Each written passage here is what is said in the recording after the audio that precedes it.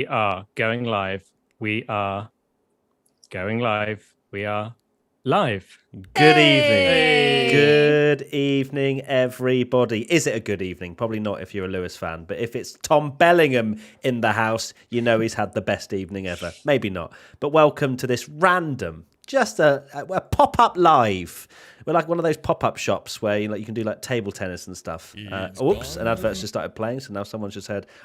Everyone watching has just heard a Christmas advert, but that's now gone, so that's good. But welcome, everybody. Welcome, Katie. Welcome, Tommy, the WTF1 founder. Sorry, Katie, the WTF1 author. You have finished authoring completely now for the annual? Lovely. Annual is The finished. annual is done. It's been And sold out. submitted. It's all and sold out. So Woo! sorry if you've missed out on the annual, maybe next year. But welcome along, everybody. Because of the result, it was correct. Because we were a little bit worried. Yeah. Yeah. So we and it literally was like- submitted it right after the flag. But like we said, it's not been. It hadn't been announced by then. But thankfully, well, I speak for myself. It Yeah. hasn't changed. But it might still.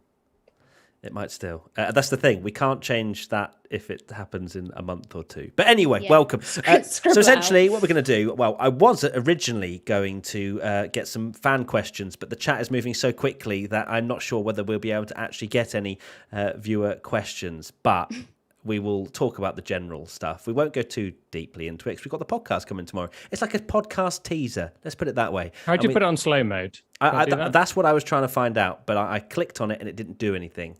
So not sure. Excellent. We're too quick. Not sure. No, but I just don't know where the option is. But anyway, we move on. Welcome everybody to this Abu Dhabi Grand Prix live reaction.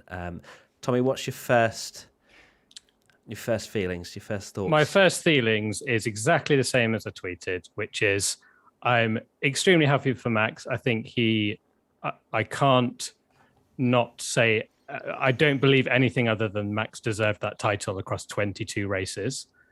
I feel extremely sorry for Lewis that he lost it in that manner, which I don't think is 100% fair. For me, Max was the deserving champion, but I feel Lewis... I can't deny that Lewis was robbed a bit. There's no denying. I think, perfect scenario. They both win it because they're amazing, but they didn't. And yeah, my first thoughts were Max deserves the title overall, but it definitely felt like almost everyone was robbed there because Lewis fans are obviously extremely unhappy about it and feel like he's been robbed, and understandably so. And Max fans, it's hard to be like, it was an incredible last lap. He got the opportunity of one move to win the World Championship and he did it. But there will always be that kind of, well, it was very manufactured going into that final thing. So it's hard to be like as triumphantly celebrating as I would be if Max had just won the race, from pole position or whatever. Or they got the decision right in the first place of Hamilton having to give the position back, but they didn't get anything right, did they? No. I love that. I was like, first thoughts, Tommy, and you were like, blah. Yeah, which is going to be basically our podcast tomorrow. So be sure to check that out. And if you want to watch our podcast earlier, if you want to hear all of our thoughts earlier, then join Team WTF1 where you get a live link and you can watch it live. So that'll be good fun. Doing that tomorrow afternoon. Tomorrow afternoon at 2 p.m. UK time, I believe.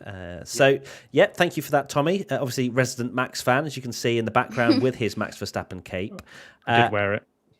Katie, what's been your first thoughts? And you have to save your rant for tomorrow. Actually, my first thoughts with regards to you is the fact that you better get your vocals prepared. La la la la la la la la. Because London's going to be waiting for you. Oh no! I thought you meant about my rant. Oh yes, London's waiting for you.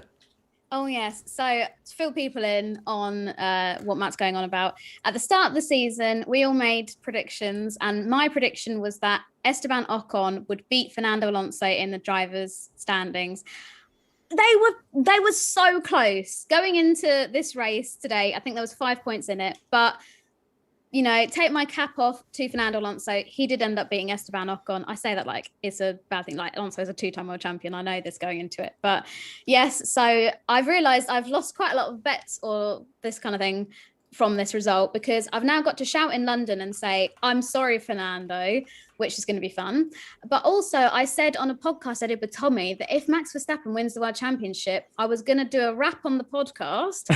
And I also said that I would there's a Max Verstappen song, and I would make that my ringtone. So you really set myself up. Yeah, you really went for it. I think you might understand not to do that so many times next year. I've actually just put a poll up saying, was the result fair? I think that's a very overarching question for you guys. So please do. Yeah. Oh, that's good. The result fair or the decision of the safety car? Oh, you're just being pedantic now, Tommy. Okay, fair enough. You're supposed to be a Max fan. You're supposed to be happy. Anyway, I am very happy, obviously. I think the result, I'm disappointed, naturally, not because of Lewis losing the championship in the way that he did. Obviously, that's for plenty of Lewis Hamilton fans and generally neutrals of the sport. Like, it is a savage way to lose a championship in such a way. But more of the fact that we had this phenomenal season.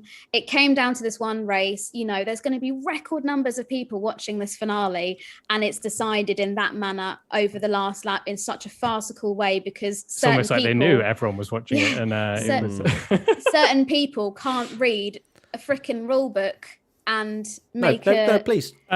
Certain people, out them.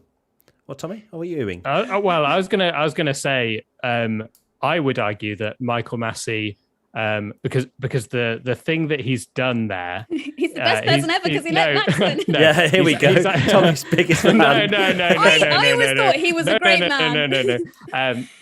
He obviously the decision's been made that Mercedes protested under the rule that Michael Massey was in control of the safety car. Michael Massey.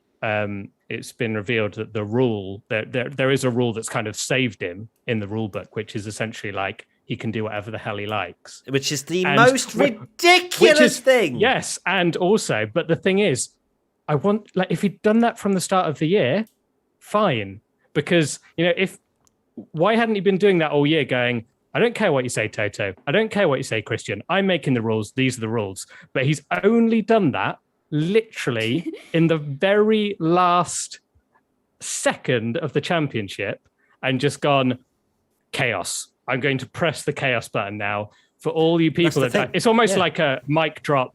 If he quits, I reckon it's just to him going, screw you all, goodbye. Yeah, and that's the thing as well, is like, he didn't necessarily need to do that. You know what I mean? Like, he didn't need to press the chaos button. Like, the fact that we had the safety car out, I'm pretty sure most people had accepted that that Hamilton was going to win the title. The safety car comes out, we think, oh, that might be interesting, but there's 5 cars in between Hamilton and Verstappen. Obviously, then it's either they let them through, and then technically in the rule book, you have to then leave 1 lap until you then go green, don't you? But then, for whatever reason, Michael Massey went, no, final lap showdown. And it just feels, and we've discussed this before, haven't we? Where it genuinely feels like there is pressure on the FIA to deliver an entertaining season that's gone all the way down to the wire, level on points, and it went down to the final lap. Like, that is the stuff of dreams for Formula One and how they can market it moving forward. But on the other side, yeah, go on, Tommy. I was going to say, do they, like? It's one of those things where it's like, if this is now the way that Formula One is run, and just admit it and say, yeah, we're making calls. That's the thing. We want to spice it up and make the calls, because we've argued on the podcast that they don't like to throw safety cars and mix things up, and it's like, well, I don't. Maybe they've told Michael Massey, whatever you can, if you've got any opportunity, because there's no doubt in my mind that Latifi crashing was basically their chance to do. It was the dream scenario for them to basically get a title finale, and it was clear that they did. So, there's so many scenarios, because I don't envy him, because at the end of the day, if the race had gone, if the race had finished under safety car, you'd have had all the mafia comments, and it would have been like, oh, they've just, they're not going to, of course, they're not restarting and clearing the car quickly because they want Lewis to win. And equally, now they've done it that way, everyone's now like, oh, they didn't want Lewis to win. So I think it is literally just a case of, I personally don't think they've favoured anyone throughout this whole title. They have just basically done everything in their power to make this title absolute Netflix dream, carnage, chaos, down to the wire. We said it in the Saudi Arabia podcast. I'm a big Max fan, and I'm a big Max fan, but I believed that, he was very lucky with his driving, that he probably didn't end up getting disqualified. And Lewis didn't ended up not getting a reprimand for not overtaking, and he would have had a grid penalty. So they've done everything they can the entire time for this. And it's just a way, that the way they've done it is a proper NASCAR style WWF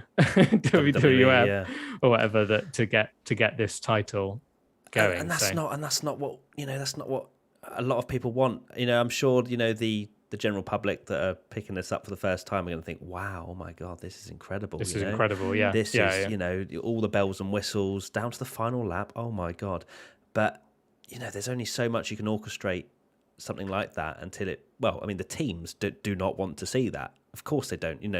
That's where we might see rumours in the coming weeks of potential teams not very happy with the way the sport is run. We don't know, but that's something that I'm sure is on the tip of some of the teams' tongues. So yeah, it's a really odd one. I just want to say welcome everybody to this live reaction. There's 8,500 of you watching. Also watching all the comments that are either British bias salty or Lewis has been robbed. It's very divisive, and I totally understand. I feel like we're being personally quite bounced about it. I totally understand that. I've said I'm not gonna.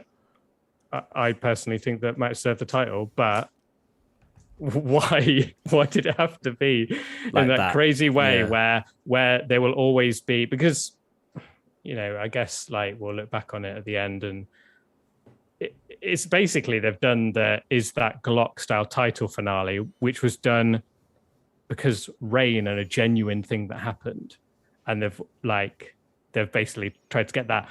And maybe I don't think it's right, but it's really hard because Michael Massey, to be fair, I wouldn't want his job. It's such high pressure, and like I say, if he'd called the safety car and everyone had been held up, he'd have been slated for it. If he'd done a red flag, he'd have been slated for it. Whatever the outcome, there's a group of fans that will not be happy with it, regardless. And this title has been so divisive.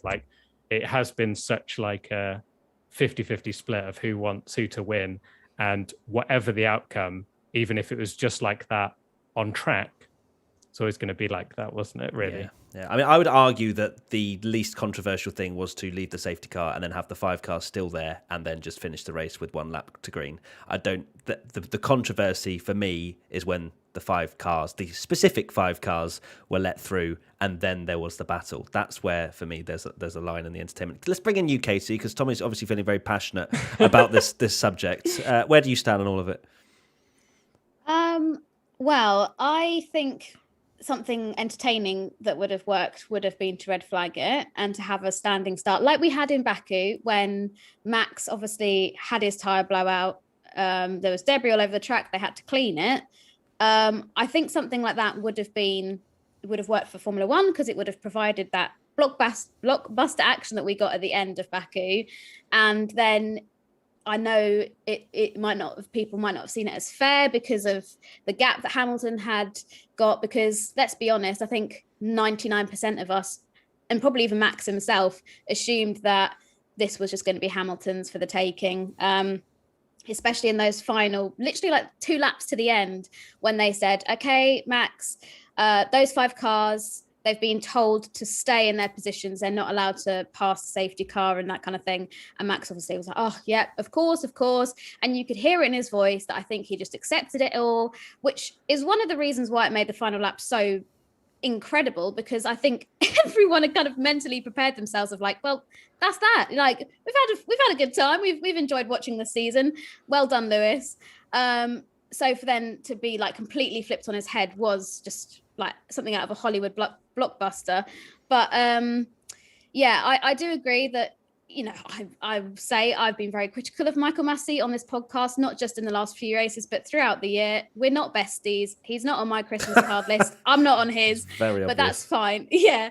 But I wonder, firstly, if Michael Massey will be in this job this time next year. No, because it's 0%. You say that, but I don't know who could replace him. Anybody, a tree. Can I do a poll? Because it's very decisive in the comments. I'm going to do a poll now that maybe everyone agrees on. Is that Michael Massey's last race in charge? Yeah, that's a good poll. Because it'll be the first ever poll with 100% yes. Because it's not just us fans having a rant on a podcast and being alone in our opinions. We've had other members of the media that have had this, drivers. I mean, Fernando Alonso is saying that Michael Massey's too soft. He's been very critical of the way that rules have been followed this year. And I never thought I'd find myself being so in agreement with Fernando Alonso. But hey, 2021 delivers everything. And people like George Russell, who is the director of the GPDA, saying that this result is unacceptable. Like, there are far too many high-profile people who are criticising Michael Massey. Who's George driving for next year?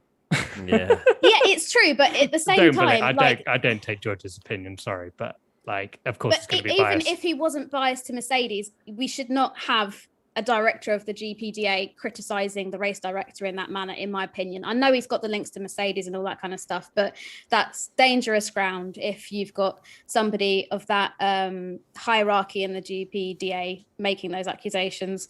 But because I'm a bit of an FIA nerd, as you guys know, I love the rule book. I sleep with the rule book. Yes. A few years ago, I went to Autosport International and I went to an FIA lecture that this guy called Laurent, and I always butcher the surname. It's either Meekes or Mekes. And he at the time was the deputy race director. I'm not sure if this was before or after Charlie's passing. I think it would have been before, because he was talking about the introduction of the halo. And he was showing off all these simulations of Fernando Alonso's crash in Melbourne and how the halo would have helped, and that all that kind of stuff. And I remember sat there in that lecture thinking, wow, this guy, he is so knowledgeable. He knows what he's talking about. He's just brilliant. And do you know what? Ferrari have snapped him up and now he's working for Ferrari. So they've let somebody that was a deputy race director that could, in theory, have taken over from Charlie, who could have been that Michael Massey person now. And instead, he's slipped through the net and he's gone to Ferrari. And, fair enough if that's the next step in his career that he wants to take. But that it's always going to be a poison chalice. But for me, Michael Massey this year has just, it's not, this is his biggest, or the big mistake that's kind of everybody's on the fence about whether it was the right or wrong thing. Like, this is not a first time that he's made such a massive F up, shall we word it like that. It's every weekend, and we can't continue in a sport where we're having the FIA, the governing body, and the race director criticize week in, week out. And it's got to the point now where it has soured the ending of this championship. Yeah. Like, we've had such a brilliant 2021, and I fear that, we've been saying this week, this championship's going to be talked about for 20 years to come, in 50 years. And I fear that now it's going to be talked about is, well, oh my goodness, Max Verstappen, he got maybe an advantage with the rules changing in those last laps, and although he went for the move and it was ballsy and it was great, and he deserved the win in the overtake that he made on Hamilton, all the aftermath, because we haven't even mentioned the fact that Mercedes protested. Sorry, I was like, say the FIA rant, Katie. Yeah. I was about to pause you, Katie. I don't want to ruin the entire podcast.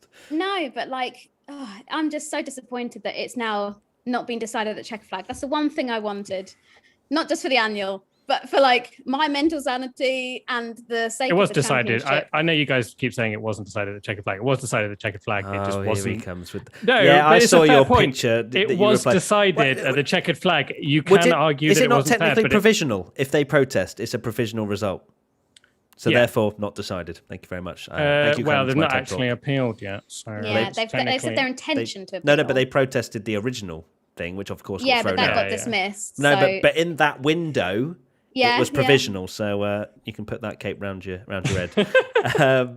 Right, so I'm really liking the comments, by the way. Yeah, I it agree makes with me Tom. laugh. Shut up, Tommy. Yeah, literally. it's amazing.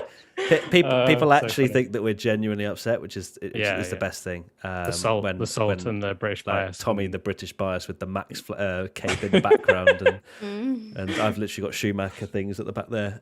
So clearly, have a Christmas don't want Hamilton tree. to win. Does that help? Yeah, but I mean, going back to Max and I guess being the deserving champion that he is, 100%. You know, over the course of the season, he's broken the record for the most amount of podiums in a season. Of course, we haven't had that many seasons with this amount of races, but still, it's an unbelievable achievement from Max. And you know, it was a bit of a shame to see them be a little bit off the pace because I think we all went into it thinking, you know, for many reasons, it'd be great for Max to be world champion. You know, the fact that firstly, it's a new champion for the sport. We all love Formula One, and it will reinvigorate Lewis Hamilton for next year to go maybe even further. I don't know, but you know, I'm genuinely really happy to see Max as world champion. Not the way it happened. I am absolutely furious with the way the FIA managed that whole process because it ruins the entertainment. It leaves that sour taste in our mouths after an incredible season. Hopefully, you know, this Merck protest gets sorted out because we don't want it lingering on for months on end, and then we go into 2022 and we're still wondering as we come into the pre-season. You know, obviously it's not going to be that long, but you know, these court things take a long time, especially with lawyers and everything involved. It will be a long process. So, yeah, it's such a shame. As I think you said, Tommy, if Max had just won from pole to the end of the race, it would have been great. Everyone would have accepted. You know, Max won.